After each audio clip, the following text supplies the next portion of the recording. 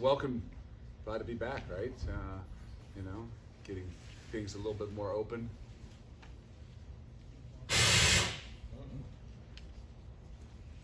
We're gonna use your start over. It's usually Brendel that's the problem. Yeah, actually makes you look better. Yeah. You're not the only one that stops up the press conference and makes everybody wait. One time in 5 years. People don't forget. That's right.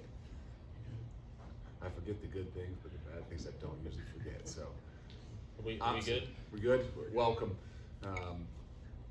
Very exciting time for us, and people are always asking, like, are you know, whether you've reflected, have you taken some time to, based on the season? And no, I've unfortunately for myself, you know, kind of can't wait till this opportunity gets back to us. And so it's a really exciting time, not in all that's happened, but for our program starting spring ball on Saturday, but also with all the things that are going on with our guys. You know, the combine starts up today.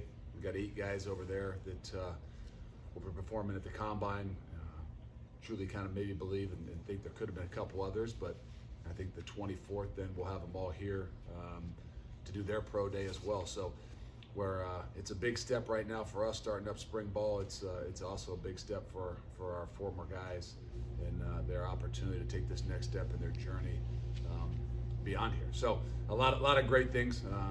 Spring ball for us in particular, this is probably in my 5 years, this will be the 6th spring ball, and I think this is the most important spring ball. And everybody would say, well, what do you mean? Like, year 1 was really important, just trying to get to know the kids and a lot of different things that you're trying to implement and start a culture and build upon things and you know, a whirlwind. But I think for us in the program, this will be as big a spring ball and a big of next 4 or 5 weeks as we've had. And I just mean that in the sense that where we are as a program, what we need to do to continue to move forward, and most importantly with the guys we've got to move forward with. So it's really unique. We've got some older guys that are back and have played a lot of football, but I think, you know, with the guys that we've lost, it's not like we're going to have any expectations of taking steps backwards, but every year the differences are, you know, hey, how does the team work? How does it mesh together? What are the unique things about it? And, this year in particular with a lot of really high-end guys, and I mean obviously the Desmond Ritters and the Kobe Bryants and the Majay Sanders and those guys that have been around here for so long, that were unique in the sense that they had played a lot of ball, but they were the most competitive guys, and they were, you know, even in the spring sometimes you could say, well, you've got an older team last year, so your spring sometimes is a little bit different, but those guys were so unique that they were, you know, they're constantly wanting to get better and pushing to get better, and even if we tried to hold them out in the spring, they wouldn't. And so, like I said, we've got some really good players coming back. We've got some really good guys that maybe you don't know as much about just yet, but how that all meshes together, the leadership, to me, is what's so critical about this spring, and our ability to go out there and have that healthy competition amongst each other, but find ways for us to grow together.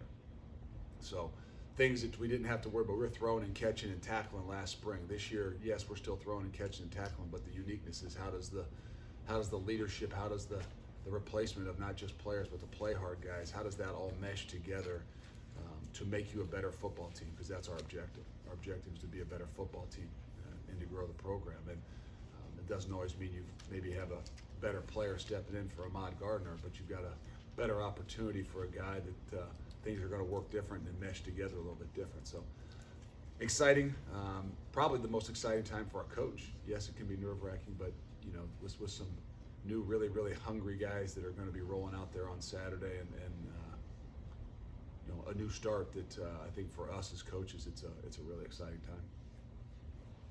Has there been a different buzz maybe in the weight room and meetings with some of these younger guys that maybe have been blocked for a year or two that feel like they have a chance now?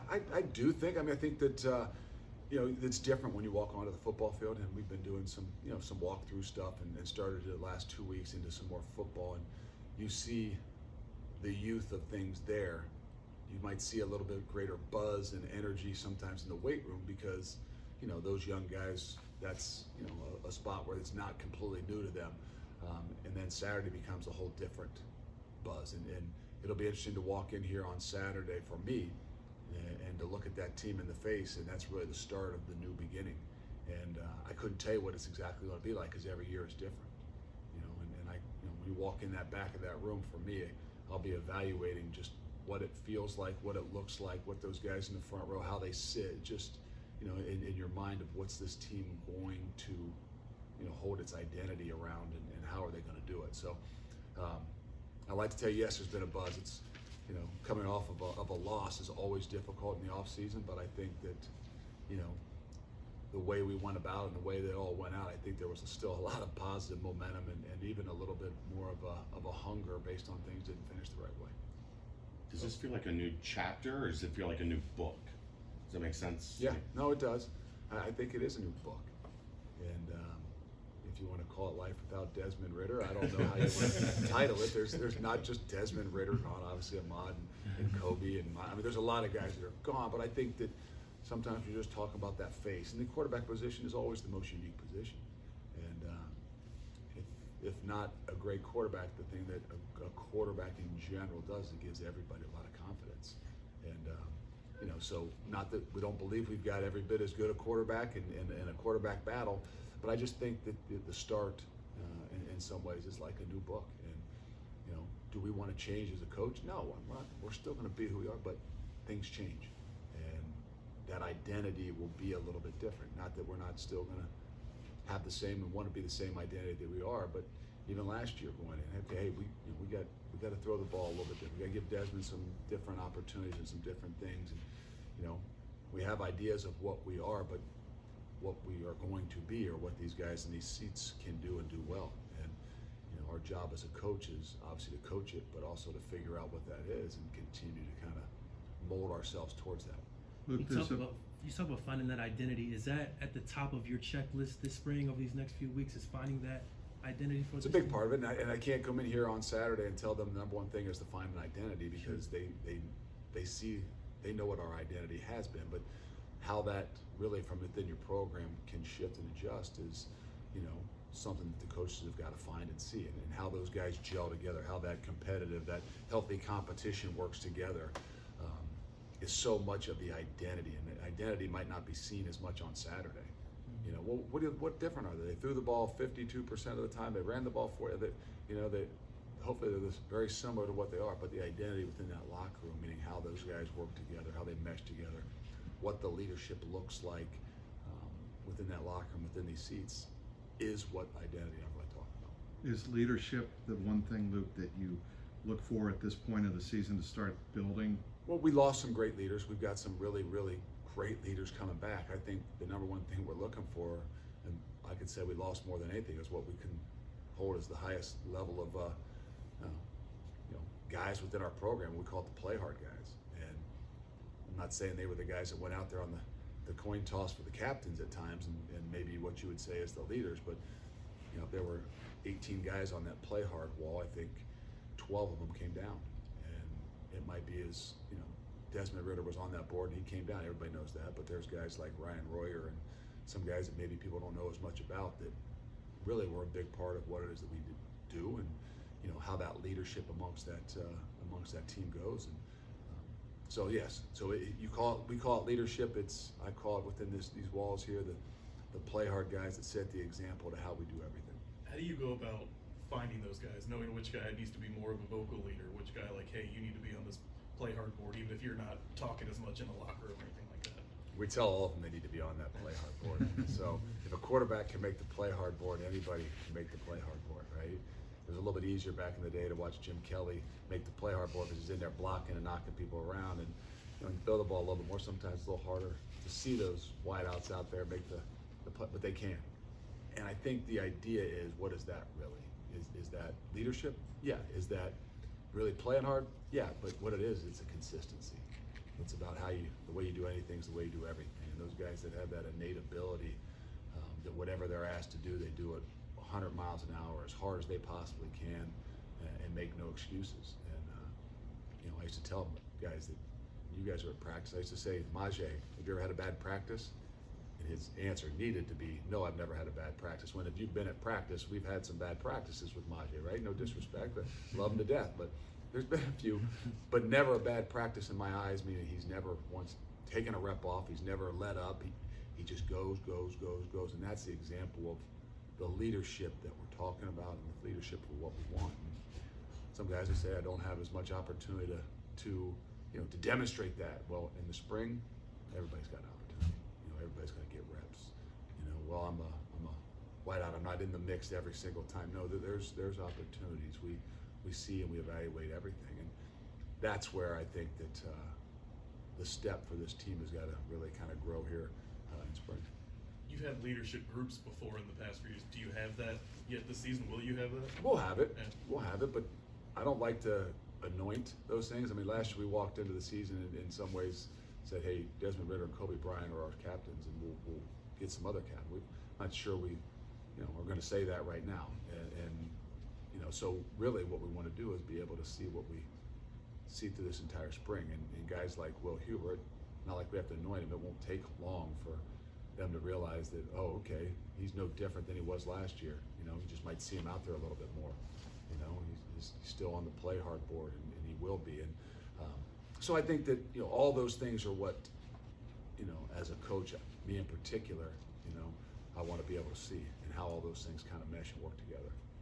I'm sure you're worried about quarterback. Not worried, but interested in watching and seeing it develop. As a defensive coach, are you maybe even more eyes wide open at corner because you lost multiple of those guys? Yeah. I mean, I think that you just mentioned the two spots that are what everybody would ask about and be curious about. If you're going to be any bit as good as you were last year or even the year before, those are the two spots where you say, okay, now how do you replace that? And I don't just mean the production. How do you replace the leadership in those spots as well? And so yes, those are two spots. I feel like we've got some really good competitions in, and I think that's where, as a coach, we got to do what our kids do well. And if that means corners defensively, can you play exactly the same way you've played the last 3 years without a mod in the boundary? I don't know, but I tell you what, we've got an opportunity to do it. Now, as a coaches, we've got to figure out what's going to be best for the guys we got now. And the same thing at the quarterback position. As we compete and battle, as we get further along, we've got to be able to do what those guys do really well. And what Des did well in year 1 and 2 was completely different than what he did well in year 4. And so I think that that's where that new little book is starting to be written, is to say, okay, now great coaches and great coaching staffs have got to figure out what the guys that they've got do really well and put them in those positions. And that's why it's even a greater challenge for us. How will you keep yourself from getting upset when somebody completes an 8-yard pass to the boundary? Do I get you haven't upset? seen I don't that. get upset, do I? I've seen you maybe a little. I don't know. Somebody will have to keep me a little bit calmer than maybe they had to in the past. But I think we got Coach Combs to be more upset now if they catch an 8-yard pass into the flat, into the boundary. So I'll let him get upset to start with. But I think that's a part of, it's not just a leadership of the kids that sitting in those seats to grow. It's the leadership of the guys that stand up front as well. And if we think it's going to be exactly the same, then we're not very good leaders. And if we don't realize as coaches that we will have to adapt, and we're not going to change our standards, but that we have to be able to adapt and adjust and put guys in positions where they can do what they can do really well. Because that's the standard, is ultimately, doing what you do really well. And if that means that somebody into the boundary is a little bit different, then maybe we got to play a little bit different. That means that the quarterback that we've got under center is a little bit different than what Desmond Ritter's been the last 4 years, then we got to do things a little bit different. Our expectations aren't going to change, our standards aren't going to change, but the way you go about them, if you're any good, you got to adjust, adapt a little bit. It may be too early to ask this question, but you're going to anyway? Yeah, well, you might be able to provide some insight. Like, Arquan is obviously a great corner and has great skill and experience. Have you given thought into maybe moving him out into the boundary and instead of keeping him at nickel, or will he stay in that spot? Well, I think the thing you'll see if you come out, what Coach Combs has already started to do in just our meetings and walkthroughs is those guys are interchangeable. And so by nature, we have played with a nickel back who's been a corner the last 3 years. And if you've been out there, if you see it, you'll see Arquan at nickel, you'll see him at field corner, you'll see him at boundary corner. And I think all of them are really learning all of them. So we're challenging them in different ways so that we've got some flexibility. And then that way we get an opportunity to see who plays best at what spots and with their skill set and what we need to develop. So I think we'll see a lot more interchangeable stuff, you know, especially at those corners and nickel positions. So if that's Arquan, yeah, that's Taj Ward, yeah, you'll see him moved around a little bit. Bumpus and Sammy Anderson and you know, a host of guys that you won't just be able to look out there like before and say, well, Ahmad's in the boundary and Kobe's to the field and Arquan's at the nickel. Nope. There's going to be a lot of, you know, of moving parts. And I think that's great because it challenges those guys, you know, to learn a system and learn the fundamentals of what we're doing. And now it's our job to get them in the right places. I don't know if you're able to. mentioned quarterbacks a few times. How do you see the 2022 quarterback battle? Quarterback, yeah. How do you? I see it as a battle. Yeah. I see it as a battle. I see two guys that, I don't want to say two, I see three guys. And then when we get to fall camp, I see four guys. And, you know, but what we're going to have to do is give them an opportunity to you know, to show their skill sets, because they're a little bit different. The ones, you know, Ben Bryant's a little bit different than Evan Prater, which is a little bit different, you know, than the other guys. And whether it's Brady Lichtenberg or whoever. And so we've got to put them in some positions and situations where they can, you know, do what it is that they do well, and then that's where we have to adapt and adjust. And I always say it's been tough on Evan, and I mean that because, you know, he's been asked in the last 2 years to try to understand and learn and be able to replicate what Desmond Ritter has done, even though he'd already started for 2 years and been in the system for 3. You know, if Evan was asked to do what Des did on year 1 and year 2, I can't tell you how simplistic that would be, and Evan would probably be bored, you know. And I'm not saying, you know, all of a sudden if he had to go out there, that's what we wouldn't have done. But so it's been a real challenge for him. I think it's going to be better for him in the long run. But we've got to be able to, you know, to evaluate guys on their skill set and what's going to give us the best opportunity as a football team, and especially as an offense, to play. So it's not just always what they can do. It's what, you know, that whole group of guys can do, and that's probably the most difficult thing at the quarterback position. You know, is you know, being in a spot and based on, you know, some guys around you. I mean, not to say Des couldn't throw the ball as a freshman, but, you know, there weren't as many targets and guys to throw the ball to that, you know, everybody felt as comfortable with. And so that made it more difficult on him and his growth. But, so, yes, it's going to be a battle. I think it's going to be a healthy competition, and I think that will, you know, demonstrate a lot in that new book to that entire locker room. I don't know how much you can speak to reports of Coach Scruggs moving on to a new position, but if there is a change of defensive line, how will you handle that? You're kind of spring practice ahead. It's already been handled, and we're very, very, very fortunate to have Walt Stewart, who we hired a couple months ago.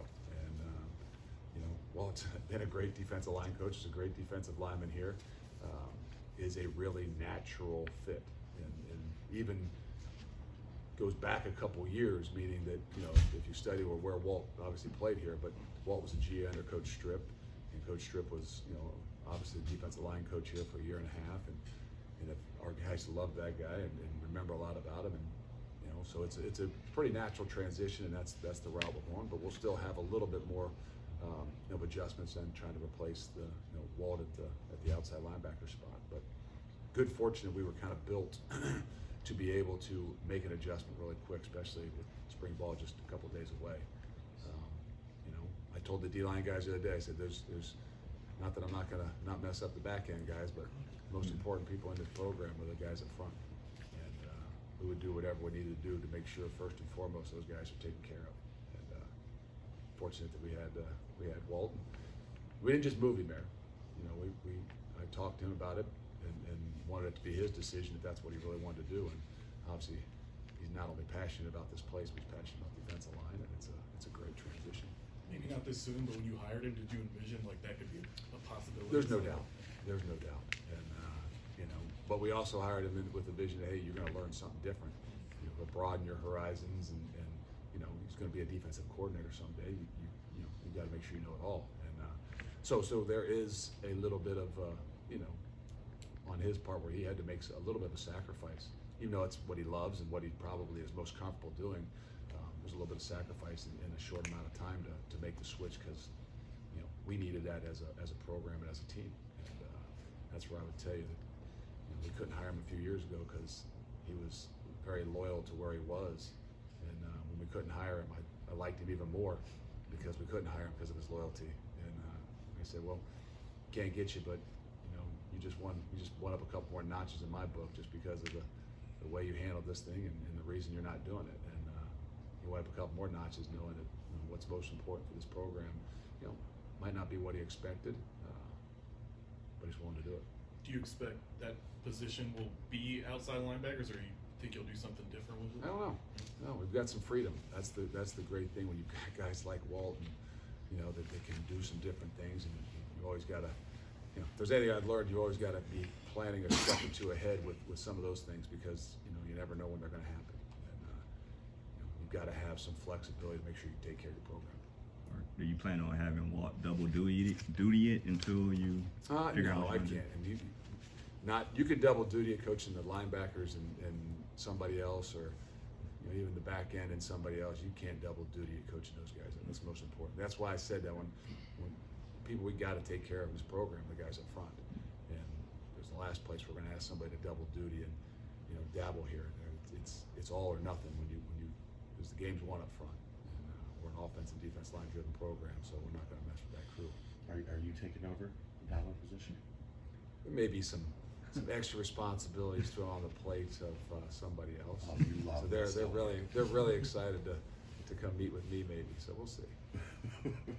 Maybe I'm just going to work with the corners a little bit more too. In the new page or the new book, how important is it to have holdovers like Malik Van, Javon Hicks? Well, those guys were huge. I mean, to be honest, and in all that we do, and keeping the core nucleus. And when I say the core nucleus, we've always kind of talked about the offense, defense, special teams, from Coach Brady to even what Coach Denbrock and the offense has been to Coach Freeman when he was obviously for a long time, and Coach Tress. What we've been fortunate enough to do is not have a lot of those changes. Even though guys have changed, even within the core the last couple of years, we've kept the structure the same offense, same defense, which allows our guys to grow. And to be able to keep some guys like that come back when you're thinking you might have to, go all in with a bunch of new guys that, you got 5 guys that came back with, Jakari as well. I mean, Jabari, and Malik.